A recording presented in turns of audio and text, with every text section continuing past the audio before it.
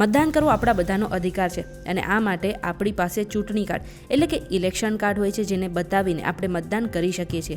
પણ ઘણી વખત એવું બને કે કોઈ વ્યક્તિથી આ ઇલેક્શન કાર્ડ ખોવાઈ ગયું હોય અને જે ચૂંટણી છે એ માથા પર હોય. એવામાં તમે ઇલેક્શન કાર્ડ વિના એટલે કે ચૂંટણી કાર્ડ વિના પર મતદાન કરી શકો છો. ચૂંટણી પંચે 11 એવા અન્ય ડોક્યુમેન્ટનું લિસ્ટ બહાર પાડ્યું છે જે ચૂંટણી કાર્ડની અવેજીમાં તમે મતદાન માટે યુઝ કરી શકો છો. હવે મતદાન કરવા માટે તમે ચૂંટણી કાર્ડ સિવાય કયા કયા ડોક્યુમેન્ટ વાપરી શકો છો એના પર નજર કરી લે.